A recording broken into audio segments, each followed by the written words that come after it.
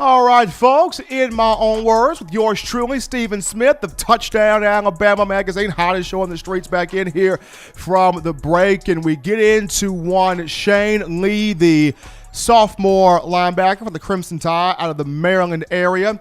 This past season, he had a good year, the four-star, 86 tackles on the season, second on the team behind Xavier McKinney. He was first among SEC freshman defenders, 6.5 tackles for loss, 4.5 sacks, 3 quarterback hurries, 2 forced fumbles, and 1 interception. Lead through those 13 games in 2019. This was somebody that was named a freshman All-American according to Football Writers Association of America and ESPN. He was also named to the freshman All-SEC team, by the league's coaches. So if you look at things just from the statistical realm, Shane Lee had a great year. He had a big year. He filled out the stat sheet. He did what he was supposed to do. And mentally, he has what it takes to be an All-SEC, a first-team All-SEC caliber player. Coach Saban refers to him as a very conscientious guy. He wants to do the right thing.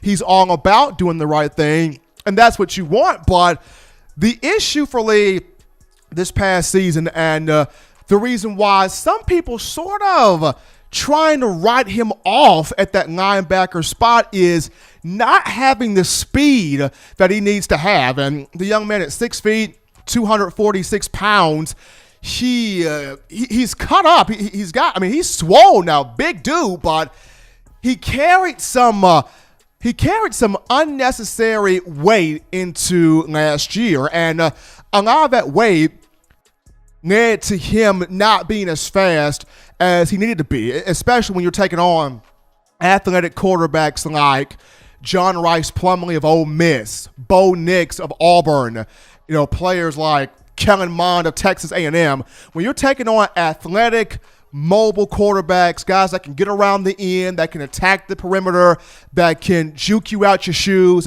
that can put on the afterburners, and you don't have the speed to take away their angle, to cut them off, to run them out of bounds, to limit their type of rushing production, not a good thing there. And also, when you don't have the speed to avoid oncoming offensive linemen that try to block you or shield you out of the play, that's not, what you want to have happen there. So for Lee, he is in the works of trying to get his weight down, trying to drop some weight to get his footwork there, get his speed there, get his burst there. Now, as you're watching this video here on screen, he's been working out during this time of quarantine, whether it's working out with friends, working out in the pool, doing some running, doing some weightlifting. He's trying to cut down on a lot of that added weight, cut down that body fat, keep the muscle, but cut down the body fat. And the reason why I bring this up is you have some Bama linebackers in the Nick Saban era that were able to have that weight fully proportioned at middle linebacker. When you look at guys like C.J. Mosley, Rashaan Evans, Reuben Foster, Mack Wilson, and Dylan Moses, these are the guys I'm referring to. For a lot of the taller guys, C.J. Mosley, who was 6'2", Rashaan Evans, who was 6'3", Mack Wilson, who was 6'2", Dylan Moses, 6'3", they were able to better proportion that weight, right? C.J. Mosley, 232 pounds. Was able to fly around sideline to sideline, lateral quickness, stop the angle, get to the perimeter, make plays, eat up the field, tear the field up, because he had that quickness. He had that initial burst. He had, the weight that, he was able to cut on a dime, pivot on a dime, stop on a dime, read, react, dissect, get to the play. He was able to do that. The same thing with Rashaan Evans at 234 pounds.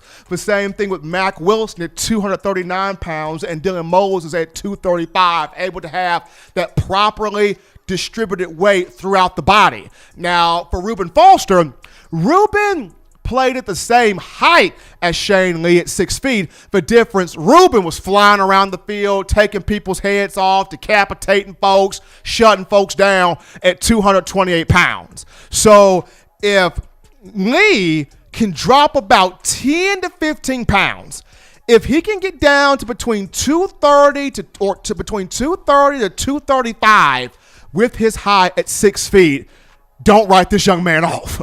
If he can get between 230 and 235, don't write this young man off, because like I said, he's got the intellect. He's got the mindset. He knows where to go. He knows how to attack the play. He knows how to get to the play mentally, but it's now his body and his feet going at the same process as his mind. And that's what he's working on right now. And that's the biggest thing of having David Blvd and Dr. Ray in here as well. You know, Coach Ray trying to get these people faster than the speed of light. He put up a graphic on Thursday about how if he's got these players on these wind resistant sprints here, and they're doing this in a 2-week fashion, 4-week fashion, 6-week fashion, 8-week fashion, but they're doing this at 5% over speed, 10% over speed, 15%, 20, 25%. You get the picture here. Dr. Ray wants these players to have that feeling of when they build up that speed at the highest capacity, when you start running, when you start flying, he wants you to feel it. When you hit that gear and you know you hit that gear and it's like running on air, he wants it to have that effect to where people can't slow you down, people can't track you, people can't put their hands on you. You are flying into the play. You are flying down the field. You are flying to make that contact. Now, of course, you want to have that balance to where when you're flying in, you know what you're hitting. You're keeping your head on a swivel. You're keeping your eyes up because you definitely want to know what you are hitting. But at the same time, Coach Ray wants you flying in there, you know, making that play, hitting that speed gear that he wants you to have. So right now, he and Coach Blvd, in terms of the strength and the flexibility training, trying to get Shane Lee down to between 230 and 235 pounds, because, like I said, this past season, the numbers were there. He had the numbers. He had the statistics. He had the productivity. And this was one of the nation's top inside linebacker prospects when he came to the Crimson Tide in the 2019 class. So the potential for Lee is there to be effective an inside linebacker, at middle linebacker. The mind is there. He's just got to get the body fat down, keep the muscle, and then enhance his legs, enhance his feet, enhance that speed. Dave Blvd, Dr. Ray can get that done for him. Lee is going to be something to deal with. He ain't going to be no joke. Going to be really excited to see what he does in the upcoming season. Don't overlook Shane Lee. But folks, as always, you want the best in news, notes, information, and coverage on your Alabama Crimson Tide. Well, this is simple and easy to do. You do this by downloading the Touchdown Alabama Magazine app, and you get this from the iPhone App Store if you're rocking Team Apple, Google Play Store if you just so happen to have the Android phone. For those podcast options, we got you covered: iTunes or Apple Podcasts, Spotify, Stitcher, Overcast.fm, TuneIn Radio, Google Play, or iHeartRadio. If the good and gracious Lord sees fit, I will be back on Monday continuing the conversation that is Crimson Tide football. But until next time, folks, husbands, appreciate, value, love those wives. Wives, value those husbands. Children, continue to find those ways legitimately now to not be bored. Get you those 3 hearty meals a day, those 3 great laughs a day. Protect yourself, protect the loved ones around you. Be good to those veterans. Until next time, folks, it's been in my own words.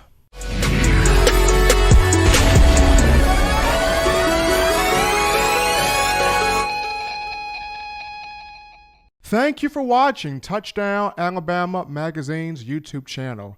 To continue to get the best in Alabama football content, subscribe here and turn on your notifications to stay connected with the hottest shows covering your Crimson Tide.